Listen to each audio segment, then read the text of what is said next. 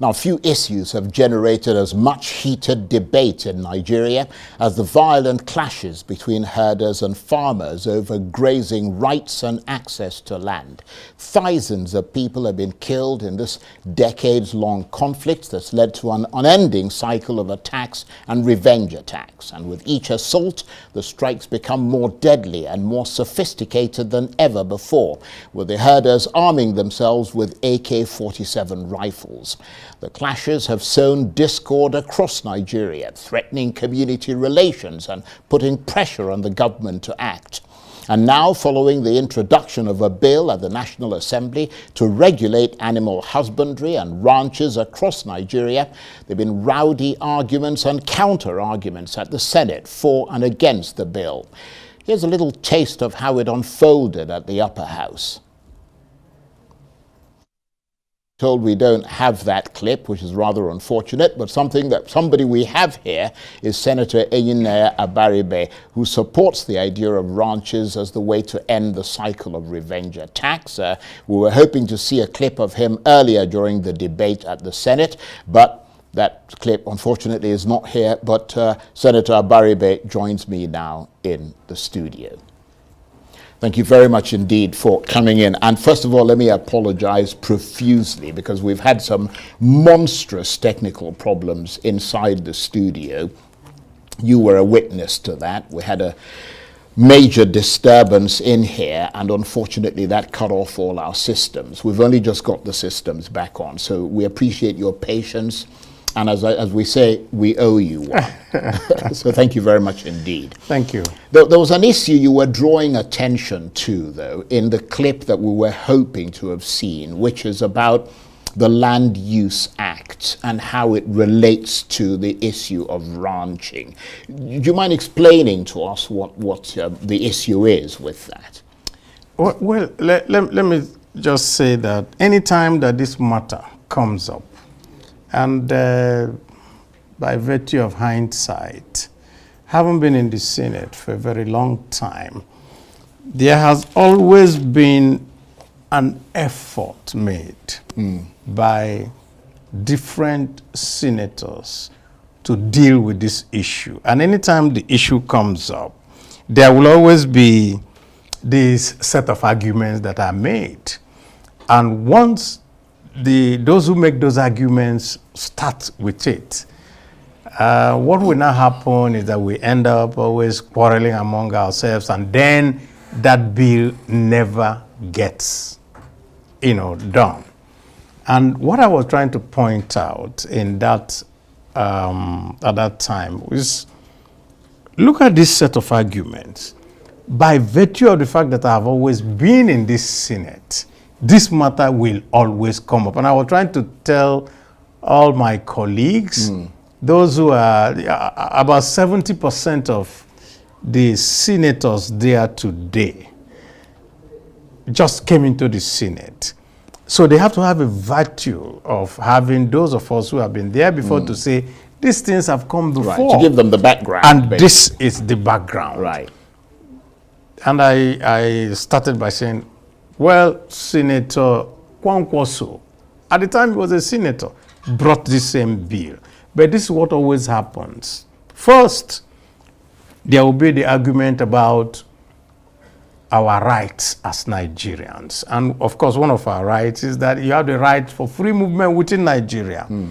But whenever they bring that argument of free movement, they never bring the other argument of a right to life, which is a constitutional right and security. And so nobody has a right to take your life because it's a header. They never bring up that one. Then the second one will be, there's a right, there's an ECOWAS protocol, there's this and that. And of course, when that doesn't go on, the next one they will now say is, okay, there is a Land Use Act. And this act vests all powers of the right to land in the governors. And so I was simply trying to tell everybody, these are the issues that we must have to deal with. How do we get the governors to buy to this so that if somebody needs land, the governor will give him once it's for ranching. Right.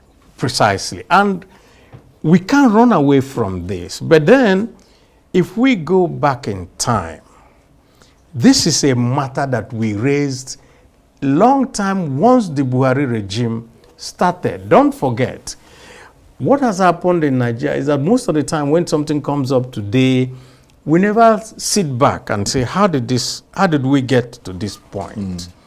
We got to this point by virtue of the fact of the effort to remove President Jonathan.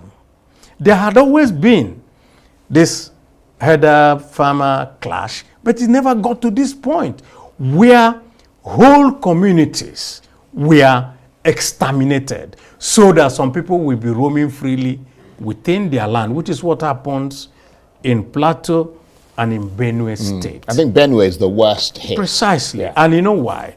Because most of the banks of the Benue is lush because it's watered by the Benue River. And so these people came and they want.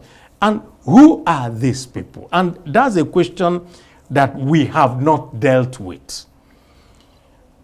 The bill first said that we have to confine these people to the ranches within their states of origin. And somebody woke up and said, no, every Nigerian has a right to go around. There's no such thing like a state of origin. Why will anybody make that statement? Reason is that in trying to remove Jonathan, there were stateless persons that were from the Sahel region that were imported into Nigeria. And a former chairman of PDP made that statement. I'm not the person that made it. But that importation is a fact, is it? That importation is a fact. If you ask any Nigerian Fulani, he will tell you that there's something called the Bororo Fulani. And that Bororo Fulani are these imported ones. They don't own land.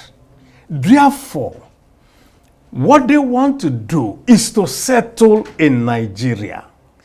They were given free passage, let me just say it, by the Buhari regime.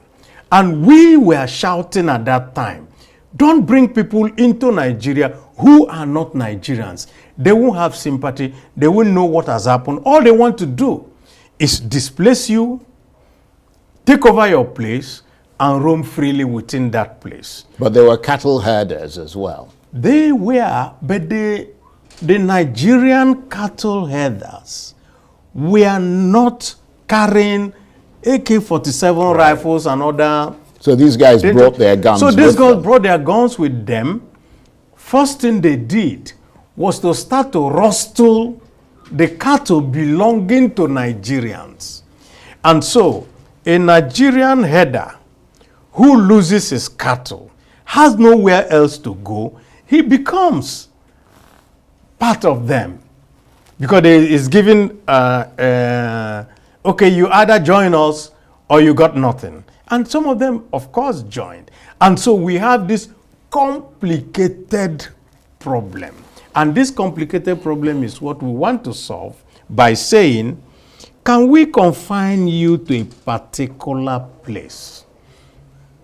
If you have, okay, what you want to do is to move your cattle from where there is grass to another place where there is grass, and you can roam around with them.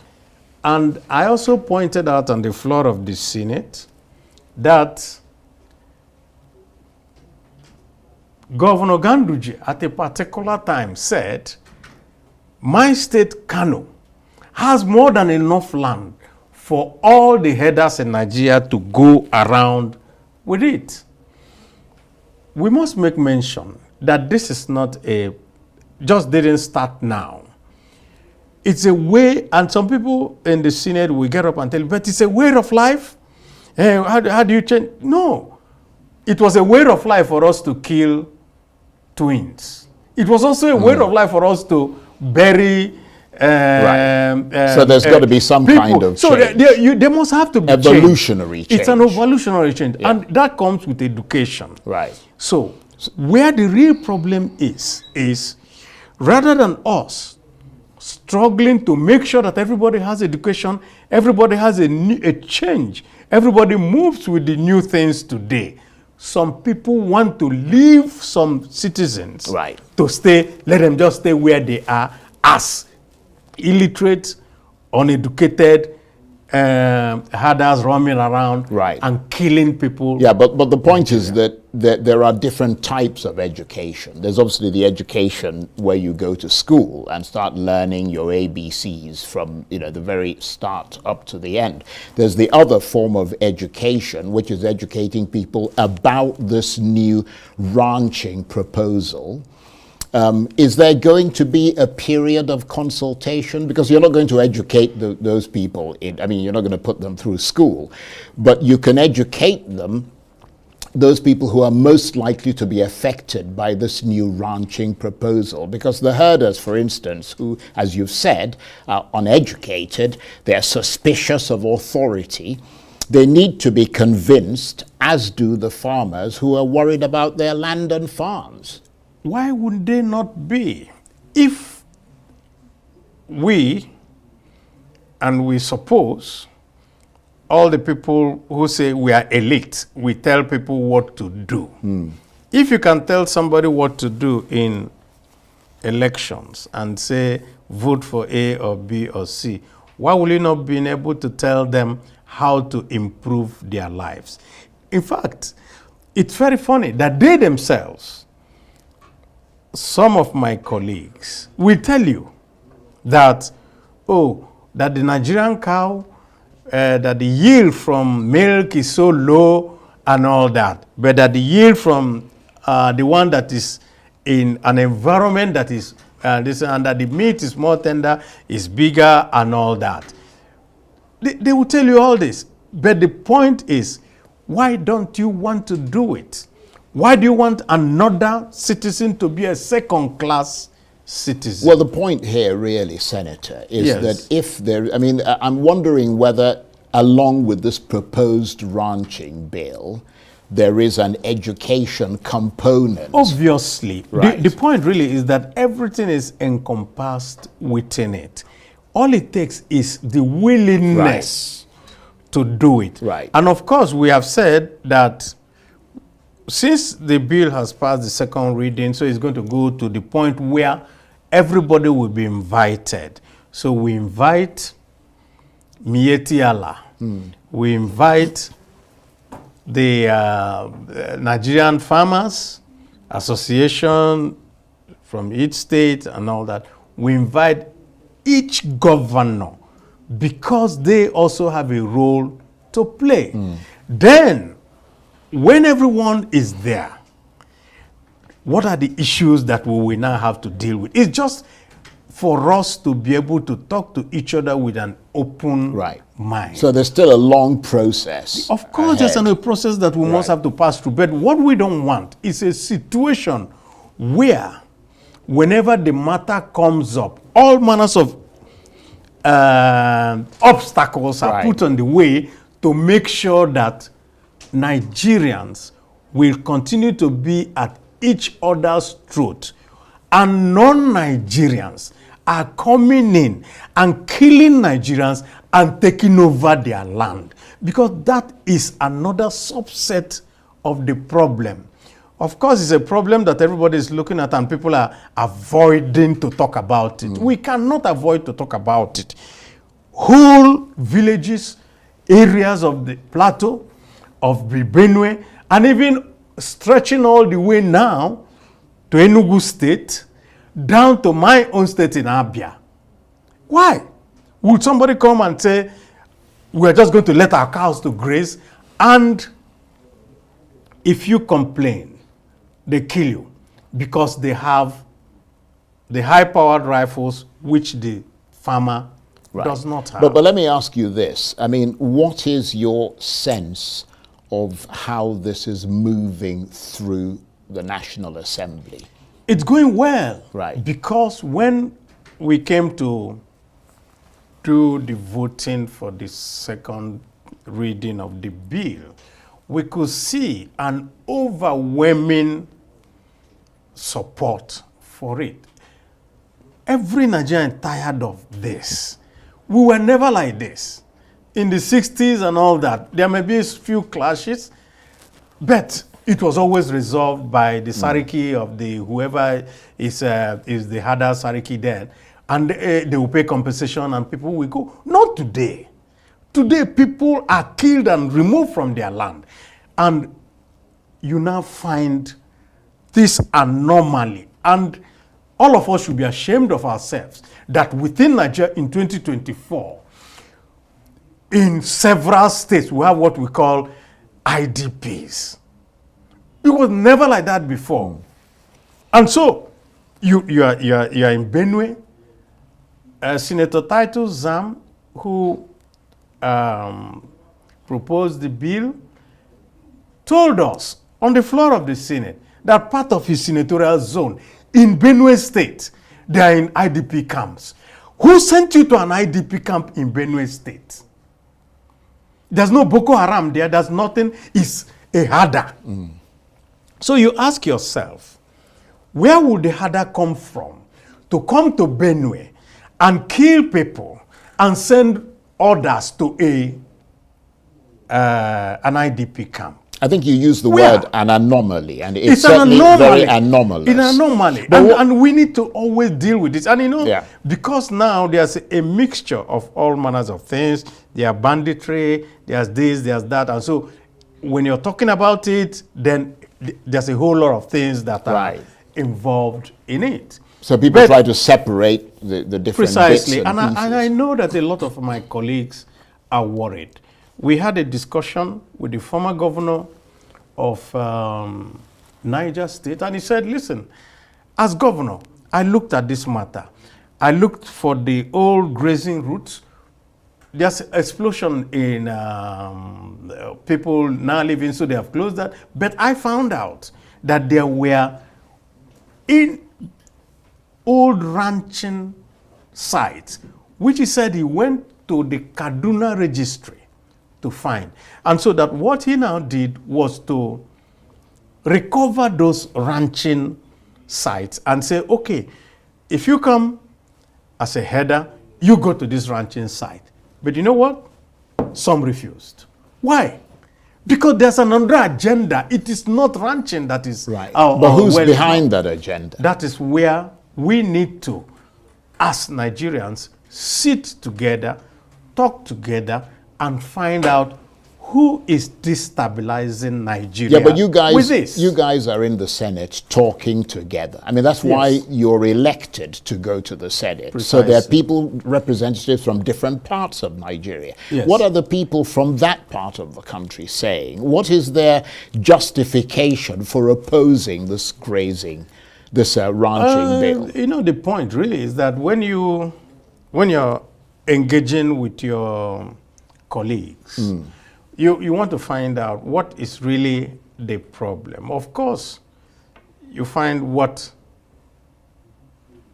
they feel, or some of them feel, that maybe they have to be able to pander to the wishes of those of their constituents. Right. And then, of course, but there must be marshalling arguments. What is the argument that they're marshalling? And that's why I said that there's a mix of all manners of things coming in. But I tell you, the preponderance of our colleagues all agree that this cannot continue. So is this bill likely to alleviate or deepen those grievances that you're talking about? No, we think that the bill is meant to alleviate, not to deepen. Because a bill that deepens means that you're now going to say, let it continue the way it is. Well, the reason I say that is that if there is so much opposition to it, if the the senators who represent constituents are so hugely opposed to it. No, that is bound to... I don't think so. Right. I think that those who are opposed to it are in the minority, right, not in the majority. And I think that with a lot more openness among right. us. So is that the key? More, and yeah, we need to be open. Right. We need to understand the other person's point of view. Right. We need to be able to alleviate some people's fears. Anxieties. Right. The reason I ask that is that this is not the first time that there's been an attempt to ban open grazing. I mean, but any attempt has often been followed by a new wave of violence. And I'm trying to understand what's likely to be different this time. Well, what's likely to be different this time is that it's been too long and everybody's tired of it. People now know that we cannot continue like this. There will be no country left. Okay. If everyone now says, okay, let us take the laws into our hands. Let me just ask you to hold on for a minute. Let's watch a clip of senators, including yourself, having a discussion about this in the Senate. Let's take a listen. I'm against the idea of restricting movement of Nigerians from one state to another. No, that would not happen. Right now, citizens of Nigeria are allowed to move from one state to another to establish business without any hindrance whatsoever. It affects everywhere in Nigeria. Yes. Nobody can restrict pastoralists movement. and citizens of Nigeria, they can move to North Central, Northwest, Northeast, South, and establish their business without they can do so, but not with AK-47. As we consider this, I also want us to look at the Land Use Act as an impediment to this particular very wonderful bill, to ensure that we can get and put to rest this matter of header farmer class. And of course, that's Senator Abaribe there. And before him, we heard from Senator Adamu Aliera. And let me just point out that Senator Aliera is expected in our studio here tomorrow to put his own side of the case to the Nigerian public so that we balance, as we always do on Arise, the discussion and try and get as many people involved as possible. But of course, Senator Abaribe is still here with me in the studio. Thank you very much indeed for staying with us. Some have suggested that there is a religious element to this conflict, one that is punctuated by ethnicity and regional polarization, which we know exists in this country. Is this attempt this time to put forward a ranching bill, is it more nuanced than that? Well, let me also make a clarification here. Anytime that people say, oh, there's a religious element, you ask yourself the question, the farmers and the herders clash. They clash in Zamfara, they clash in Kebbi, they clash in Niger. They are all the same Muslims. The farmers are Muslims, the herders are Muslims. So those who come and say, oh, it's between maybe Muslims and Christians, they are just being mischievous. It's not true. This is purely a ploy by some people to take land that doesn't belong to them. And the point is, where did they come from? This never used to happen before. That's my question. So how are you going to get rid of those people who you say have been brought into the country? It is now a security issue. Right. We need to know who. Is that incorporated into the bill? I don't know whether we can differentiate who is a non-Nigerian and who is a Nigerian. But so the point is that if you now have a bill and say that people are restricted to ranches in this area, then they are in that area. Yes. If they go beyond that area, then you know that it is not ranching. Yeah, that's a good point. And I need to tell you one other thing. Yeah. You notice from what we have seen, that, for example, in the Southeast, sometimes people go into bushes and they see some people living there. Where are you from? Oh, that they are here. Where is your cow? No cow with them. They're just living there.